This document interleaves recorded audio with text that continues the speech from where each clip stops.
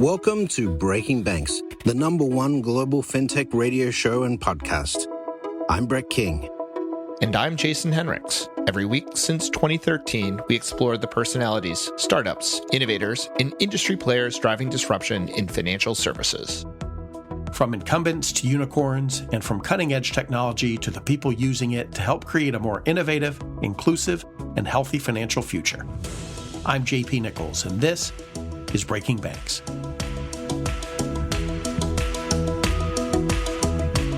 There's something happening beneath the surface of every pizza order, every childcare payment, and every invoice sent by businesses across America. A quiet revolution that most people, sometimes even business owners themselves, have barely noticed. Traditional banks are being methodically extracted from the daily financial lives of businesses, replaced by something more streamlined, more embedded, as banking becomes just another node in a business operating system. We dug into those threats last episode on the Invisible Heist. This week, Jorge Garcia, founder and CEO of Linker Finance, and Samer Saab, SVP of Product for Alloy Labs, join me and co-host Barb MacLean as we look at some viable options for banks to foil the heist and create a competitive response. We'll look at the surprising opportunities sitting right in front of us and how banks are rewriting the playbook to land and expand commercial customers through digital banking. Samer, you and I worked together to distill the insights in the latest executive briefing from Alloy Labs, which will be released on April 16th. It's called Rewriting the Commercial Banking Playbook, Landing and Expanding Commercial Relationships Through Digital Banking. It's a result of 2 customer discovery collabs, a half dozen concept lab meetings with Jorge and his team at Linker Finance, and dozens of one-on-one conversations with 15 member banks from around the country. So just to set the stage for listeners, could you describe how that discovery unfolded and what role the Concept Lab played in the process? And maybe first of all, how would you describe the Concept Lab to listeners? Thanks, JP. Happy to be here. So starting with the Concept Lab, we call this our reverse accelerator program. We work with startups to help them accelerate their business, specifically with banks. But the unique thing here is that we bring these startups in, we search for them to address specific needs and opportunities that we identify with our bank members at the Alloy Labs Alliance. And so it's this pull nature that we use to, therefore get at this term of reverse accelerator. It's a very involved program. It's led by the Alloy Labs team, so we're intimately involved.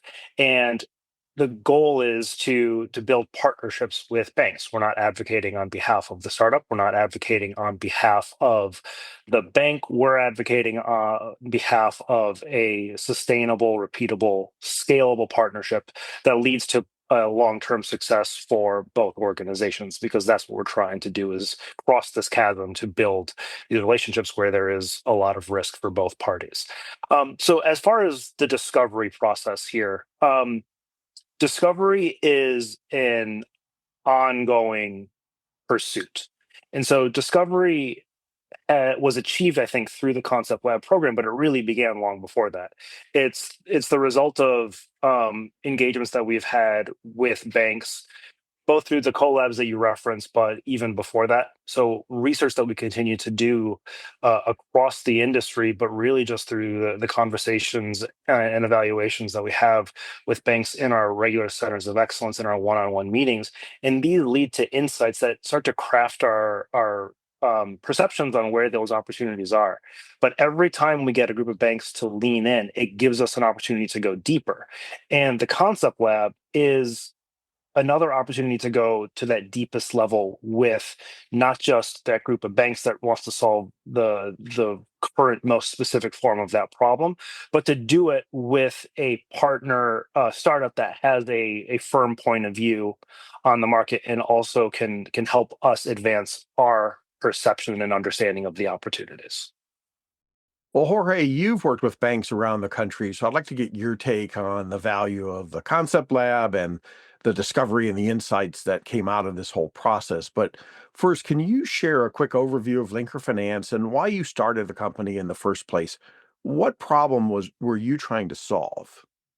Thank you, JP. I'm really happy to be here. Thank you for inviting me. I'll share a little bit about my background story, and I think that easily bleeds into why Linker Finance and then our different conversations with banks and the Concept Lab. Uh, I've been a serial entrepreneur, so I've founded multiple businesses across my career. I actually sold a company to Disney in 2015 in the marketing technology.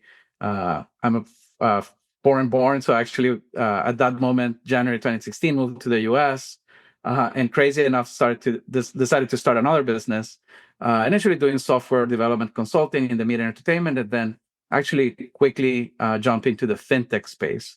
But came to banking not because of that, actually, but as a business owner, especially of a traditional business, we had already about 25 employees at the time. I needed what many businesses did, right? Is access to capital. So we were looking for a business line of credit, and we were banking with what I thought was a banking relationship. So I was banking with a large financial institution, one of the top 5 banks. Long story short, we got denied the business line of credit. Something that I couldn't understand because actually we had good logos, we had good revenue, so I couldn't really understand why.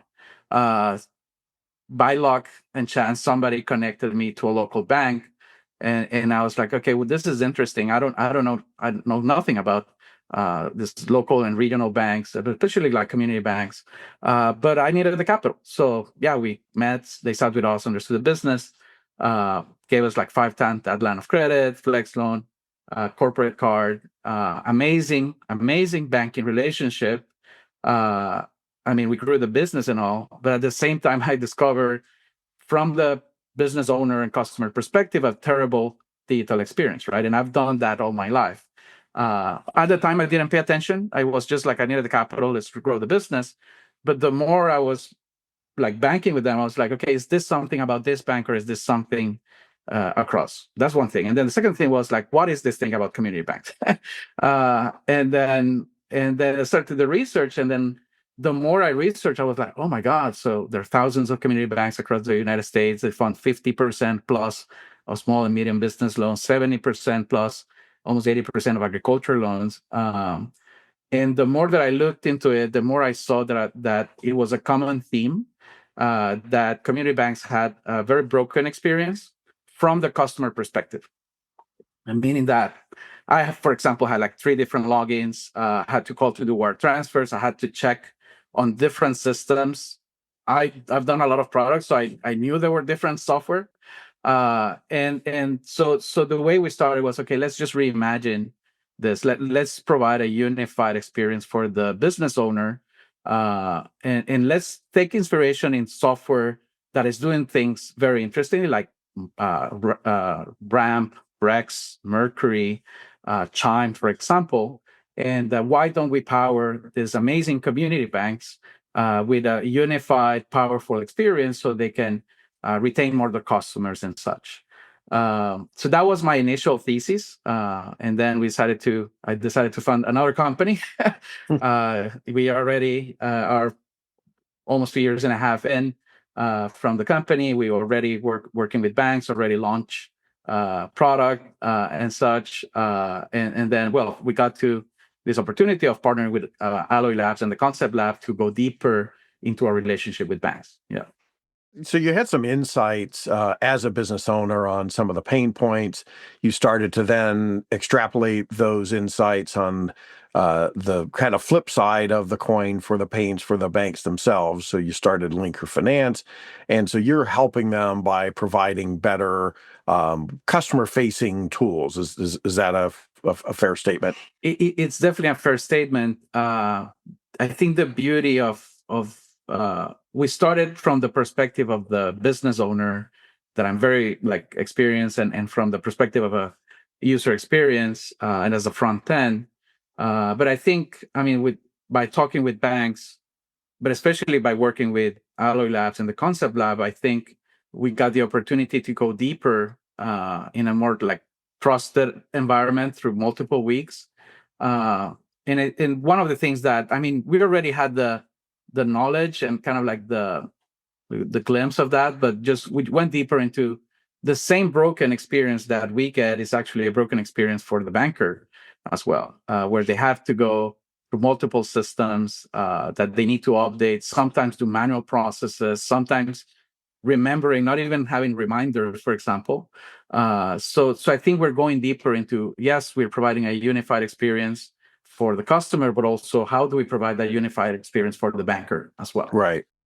So you started with a baseline understanding of some of the pains.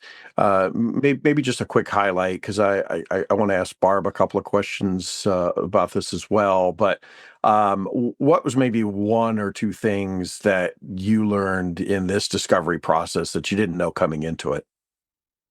Well, a couple of things, right? So I think we got a sense, like normally when we talk with a bank initially, one of the main questions that they always ask you is like, okay, are you integrated to my core, for example? And that's an answer that we try to answer very quickly in the linker, and then we said, okay, yeah, we do that, and we're Fiserv integrated, for example, and all of that. But then actually, I think when we went deeper, and we realized that that's not the only provider. There are actually multiple provider processes, services, tools that they're using, and that are all disconnected, all have duplicate data, all are very prone to error, are updated many times by different people in the organization, are consumed by different people in the organization. And this all touches the customer relationship, and it touches a lot of the business operation. I think that definitely was one of the key insights, and I think we got to a good point in understanding on how our platform can actually better help the bank operate, even in that fragmented environment, right? Right. Well, Barb, welcome back to the co-host chair. Last week, you and I had the chance to sit down with Alex Johnson, and he introduced this idea of small business operating systems, these platforms like Square and Shopify, Intuit, and some of the ones that Jorge just mentioned too, Mercury, Brex, Ramp, et cetera. I want to hear from everybody, but Barb, maybe for you, how aware do you think banks are today of these competitive threats, and how responsive are they being to them? I think they're very aware. For years now, we've been either attending conferences, and these are the sort of premier organizations that everybody wants to talk to, or engaging their sales teams to understand more. I sometimes worry that the banks don't understand the complexity of their own internal operating environment, as Jorge is saying. So even if you're interested in pursuing, one or more of those solutions to help you help your customers, I don't know that the banks have a very good view on what it's actually going to mean to integrate it into their operating environment. And some of that is technical complexity. Some of that is process complexity. Jorge is nailing some of the data complexity issues, right? Unclean data, duplicate data. How do you know that it's the same Samer every time he shows up in your system, for example? So I think that's part of the pre-homework that banks need to start looking at is what's inside my house, and do I actually know what's in here that's going to impact the initiative I'm taking on? Samer, what's your take on that? It's an interesting question because I think it depends on the bank. I think bankers like Barb clearly know because she's dealing with these types of questions every day. But even the less sophisticated banks will recognize that the business of banking is more difficult than it was yesterday. And it's not just because of what's happening in the macro environment or what's happening with the current regulatory regime. It's just a recognition that no, we do things and we fight and we're more competitive because the environment is changing, and sometimes it is intentional recognition of that fact, and sometimes it's just no, we're going to focus on these consumers or these types of customers because we're probably losing or we don't have a competitive offering for everyone like we used to. Yeah. I mean, frankly, I worry a little bit. Several times, Alex last week mentioned small business, and I think part of our discovery was it's not just small business. So we talked about Square moving up market. They're not the only ones. They're seeing growth in the middle market. And I think there's sometimes this feeling that that's different, right? That part of the bank is very different. While I agree with both of you that many banks do understand the complexity, or at least have some vague notion that, hey, what we do is complex, has a lot of steps, a lot of pieces, parts to it. I do think not as many as I would like are recognizing, this disruption threat that's coming from the outside. Jorge, again, you've worked with lots of different banks. What do you see as the pattern in the competitive response for banks to these external threats? Yeah, it's very interesting because I'll take a very recent example, actually, Ramp, for example. If you analyze the corporate card space, right? There's been Ramp and Brex on the startup side, and that's something that some banks have done. Definitely, the software hasn't been there for the banks. So Brex was doing deposits, so banks started to recommend Ramp to their customers, right, as a referral type of agreement. A few weeks ago, Ramp decided to go through the deposits arena. And not only the business deposits, right? They've opened up consumer savings, a high yield savings account, 4%. Exactly. So they're now in the deposits play for retail and for business, right? So just as recent as yesterday, I had 2 calls, and both of them actually had referral agreements with Ramp. And now it's like, no, now we're rethinking this, and we realize that we need to ramp up our corporate card play, right? So I think, based on what I've seen, I think, of course, when you see, okay, this is just a fintech, they just a feature, nothing is going to happen. But reality is that those are businesses, right? And they're out there to actually gain market and grow. And the logical expansion for all of those businesses, Square, Ramp, Brex, Mercury, is to start expanding into products that are going to compete with the banks. And I think, at least from the conversation that we're having, there is a recognition that, we need to do something now. Otherwise, we're going to lose business or in a portion of the market if we're not careful. Yeah. Yeah. Well, in the Alloy Labs executive briefing, 3 potential strategic responses were outlined for banks. And the first one was technology modernization. So each of you have hit on that to some degree.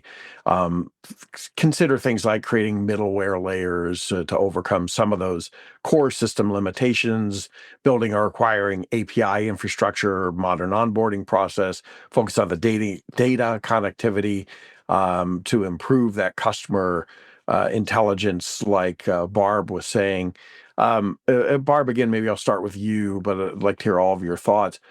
What are the conditions necessary for this strategy to be viable for a bank?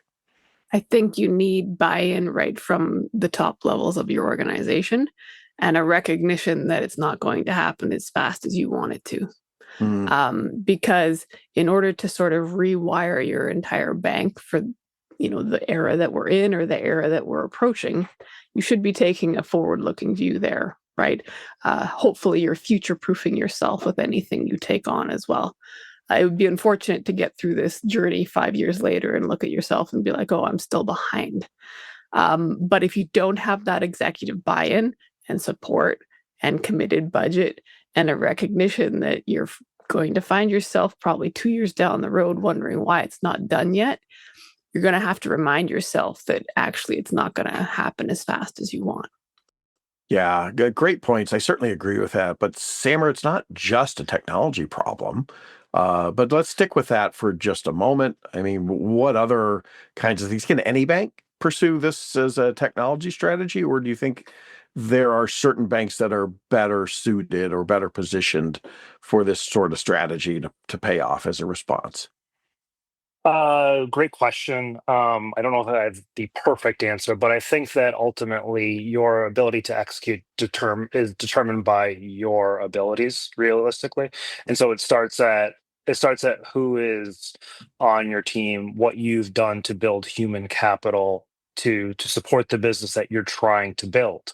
And if you are willing to do what it takes to have a technology organization that can support, or that can execute and support the fintechs, or become an API first bank, then you also need the people in place that can actually execute that. And so I think that it's as much about, like what Barb said, starting with the executive team, and then the goals for building out the sub teams, and orienting the entire organization and the human capital to support what your goals are. Jorge, what's getting in the way for most banks to be more tech forward and be able to respond to these competitive threats more quickly? I mean, I think in the past it was more just acknowledging that something was happening. I think now we've changed that. I think, and I've been learning more on our communication. I think there are too many fintechs, too many products, and that becomes too overwhelming for the bank to understand. Like, it's like, okay, if I want to do this, because the tech stack that they have right now is so fragmented, there is the perception that, hey, I'll need to engage like 10 companies in order to compete with one of these fintechs, or modernize myself. And I think that's again one of our learnings on our communication strategy is, at least what we are doing is, let's just actually simplify that for the bank. Some of the technologies and partners that we use, you don't even need to see them. These are the capabilities that you can easily enable. And the more we do that, I think the more bankers will have the certainty that it's not necessarily going to be as complex as it feels.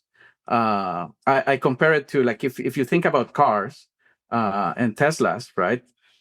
One of the things, like a lot of the manufacturers that was trying to do either electric cars or hybrid cars were using the same engines. So then you had to put a lot of technology inside the same car. And I think one of the things that Tesla kind of like figure out was, what if we don't put anything that is gas fuel? So I actually have a lot of space to put a big battery so I can get the range. So when you kind of like, it's still a car, right? So it still has the same purpose.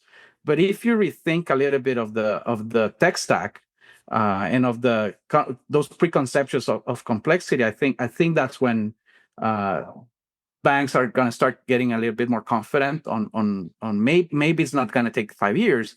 It's still going to be a process, but it's going to be faster than it's believed. Yeah, it's the first principles thinking and not being caught up on the legacy that's already there. Yet that is the reality, right? There are a few stories of some banks that have launched kind of a sidecar, a digital core, or middleware on top of their core as a so-called sidecar to build additional technology. But the reality is, they do have what they have, not only in terms of technology, but in terms of the human capital, as Barb talked about, and just the roles that we're expecting out of people. I think we're going to come back to that a little bit later. But just as we talk about the technology, we said two things there, and I think both things can be true. One is it can be quite complex, and on the other hand, it doesn't always have to be.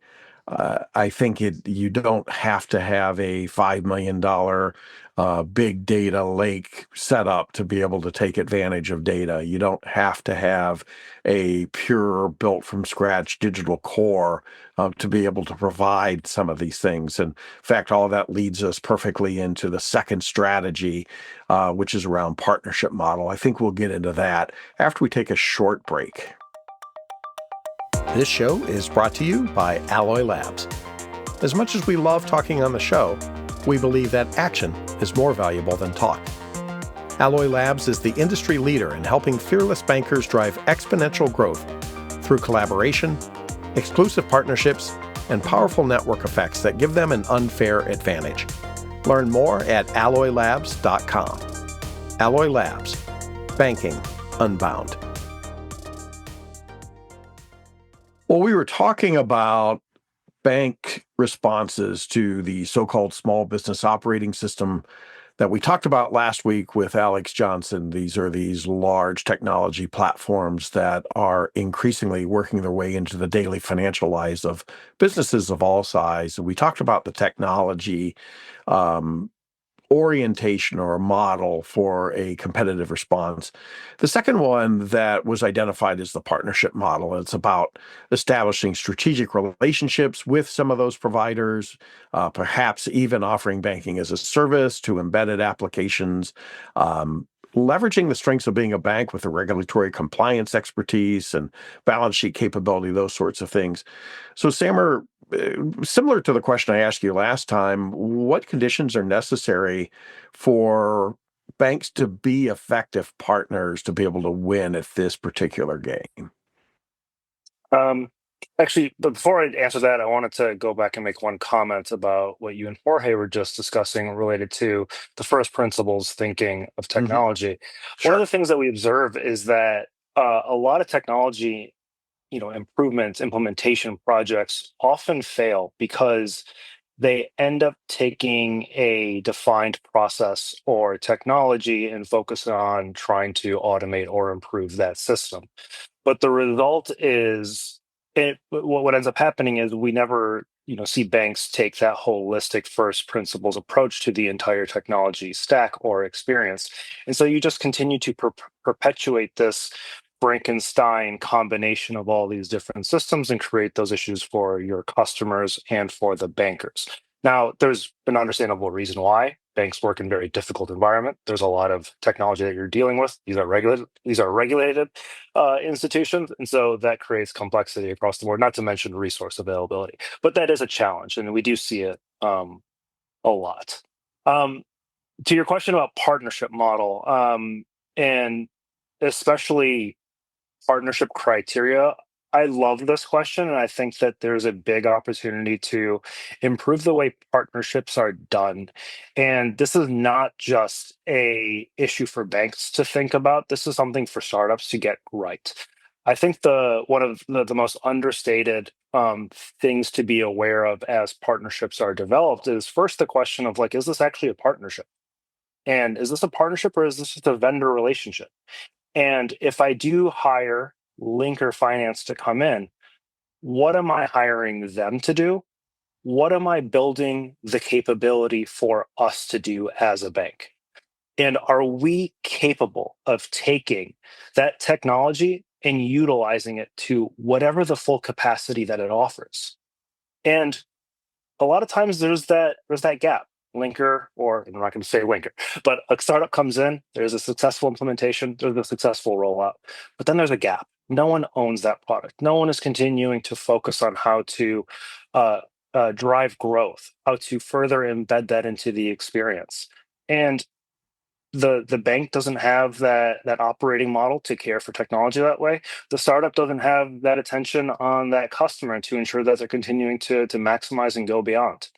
And so as we think about partners, we should think more about how do we continue to build upon these technology implementations to deliver these compounding benefits for our customers and ourselves, and do we have the right people in place, whether it's through from the startup side or the bank side, to actually execute that? Yeah, I couldn't agree more with what you're saying there, Samer. I think banks and probably most teams are really bad at this operationalization step, right? You get to the end of the project and everybody celebrates and the project team disbands. And then what happens? What happens when the call center needs to answer a question, but they weren't actually involved in the project, as an example. And I really support your comments as well on what is this relationship exactly. I think we use the word partnership all the time to describe everything, and so it's become a bit nonsensical. It's okay to have a vendor customer relationship. And actually, that's one of the sort of tip of the spear tactics that you can use when you're thinking about all of this. And, how do I modernize my estate is, have a relationship that's here for a good time, but not a long time. Maybe you need something that's short term just to get sort of that muscle memory going with your teams on how is this going to work anyways? And be cognizant of the fact that probably these relationships could be way shorter than you've ever experienced before as a bank. Typically, you've been locked into 10-year contracts and other things. So I actually think there's going to be a blend in this model of the actual strategic partnerships that would be, capital P partnerships where there's shared skin in the game there, and the win on both sides for the bank and whoever the other organization is. And then there's going to be these sort of flighty things that come along, and it allows your team to experiment, or it allows you to solve the problem of the day quickly. And it's one of the mechanisms that you can layer on against a longer term strategy of what you're doing and quick wins along the way. Well, Barb, Samer brought up something else interesting is nobody owns this. It leads to another paradox in that many banks are, on one hand, not focused enough on product being, right, some bundle of value that you're able to put together for customers that they recognize and buy and are willing to pay for. On the other hand, they are maybe too oriented towards product. Product means something that we have in-house, made with our own materials, i.e. it's a deposit account or some form of lending or loan product. I mean, who should own this, given like all those things that you just talked about? Do we need a different role? Yeah, I think it ends up being a completely new role for banks, and that makes everybody really uncomfortable. So this is definitely diving into that area of uncertainty and discomfort, which is probably the only place that new growth is going to come from, actually. And find a way to define it that makes sense for your team. You don't have to call them product people necessarily, but it has to be clear that they and their team are the ones that are responsible for this initiative long term. And it's their responsibility to embed themselves with the rest of the organization as that happens along the way. And then back to what I was saying earlier, if the rest of your executive teams aren't supportive of this idea, they're just going to knock their heads against cement walls all day long as they attempt to do that across the organization. So they need that executive support to help them as they're trying to navigate this new space and this new kind of role and team that the bank has never had before.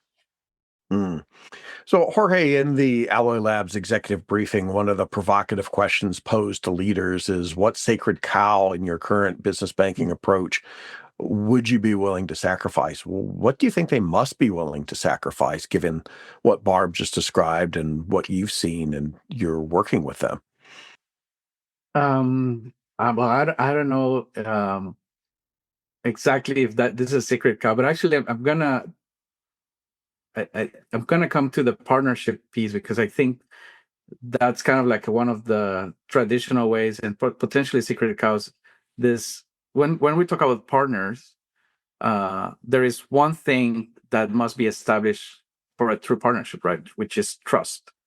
And I think I don't know if it's like a sacred cow or similar, but it's because we have this vendor relationship. There's always this tension where the startup is like, this is what I have, this solves all your problems kind of situation. And the bank is, this is my pain, this is what I'm sharing, this is what we're going to solve it. I don't reveal that much information. I think the concept lab, in my perspective, was so fundamental for us because we were able to establish trust with the banks that we're working with, and the role of Alloy Labs kind of like connecting us to the point that I think both sides open the kitchen to each other.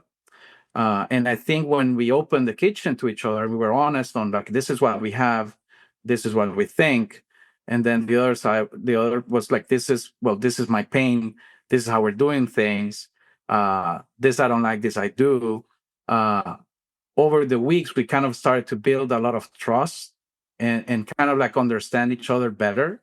So I believe, honestly, in the spirit of partnership, that one of the sacred cows that we need to kind of like either establish, or like maybe establish, or at least like, okay, is that part of like, we need for a true new technology bank partnership to exist, we need to be open to establish trust among the organizations. And I think that's how, in my perspective, we're going to come what's a community bank of the future, right? Like in this digital era, how should a community bank operate? And that's how we're going to really question and start to build the foundations of technology for the next community bank. Again, I think it all starts with establishing trust and being able to work together in a journey. Well, I agree with that heartily. And maybe to reframe the question back to myself, the sacred cow sometimes is believing that trust only happens through one-on-one relationships. And one of the things that we actually heard from banks in this process is we love our relationships. We love our good relationship managers who create and cultivate and maintain those relationships. But if we're honest, that value doesn't always translate to the enterprise, right, to the bank itself. And bankers know this. They talk about hiring a new relationship manager from a competitor, hoping that they bring a book of business over with them. And conversely, when somebody leaves, they hope they don't take that book of business with them. So I totally agree that focus is a very important part, whether we're talking about the customer-facing part or the partnership piece. And I think that we can build trust a lot of different ways, and it's not just through personal relationships. A big part of trust is doing what you said you're going to do, and technology can help you do what you said you were going to do. The third strategy that was outlined here was a vertical focus strategy. And we already talked about this from the perspective of these tech platforms last week. We talked about horizontal platforms that are industry agnostic. Those would be the QuickBooks and Shopify and Square, right? They serve a lot of different businesses, even though they are beginning to create some special offerings and focus on some of those niches. But we also talked about those that are much more narrowly focused. For instance, Toast in the restaurant and food service space, and they go beyond just the point of sale terminal now. They really are helping restaurants manage the entire business. So this is a strategy that doesn't necessarily have to depend on technology. Samer, you learned of some interesting focuses there. What are some examples that you heard from how banks are already beginning to create focus around this, and how do you think that leveraging a specialized technology can help even further that? Yeah, we've heard from our members about focuses in commercial real estate and in construction and some other areas, but we were also impressed by one of our banks that has created an IOLTA account specifically focusing on law firms. And we talked earlier in this recording about Discovery. Their discovery was so inspiring to see a bank just no we had a lot of customers, we understood just these are the accounts that they're using, these are these situations, and so we just packaged this together, and now we go out to market with our relationship managers and with marketing, and we're able to just push that. And does it come with a significant technology upgrade or service to support those customers? No, but it creates a distinct point of differentiation for us in our market, and we're able to serve them better than any bank in our region. Um, that's that's a that's a really optimistic view of what banks can execute, because banks do still have inherent advantages with their local geographic positioning, with their cost of capital, with the depth and breadth of financial services that they can provide. But it's not enough just to rest on those.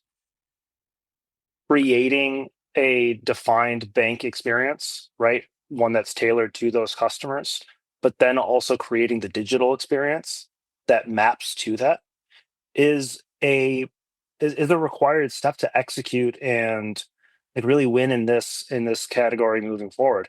And internally, we've marveled at what Square has been able to do. The proliferation of all the different niches they serve is incredible. And I don't think that banks can get to that point, but they don't necessarily have to win.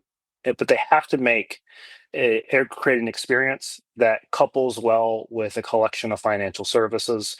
And that may be all that's needed to actually win in this space moving forward. Yeah, I think at the end of the day, and the executive briefing comes to the same conclusion, the most successful strategy is probably a little bit of each, right? Some vertical focus, some partnership, and some technology modernization. So let's get tactical practical here. So if banks or bankers are convinced that we need to respond to this growing competitive threat, what are the first couple of steps they need to take? And Barb, maybe you tackle that one first.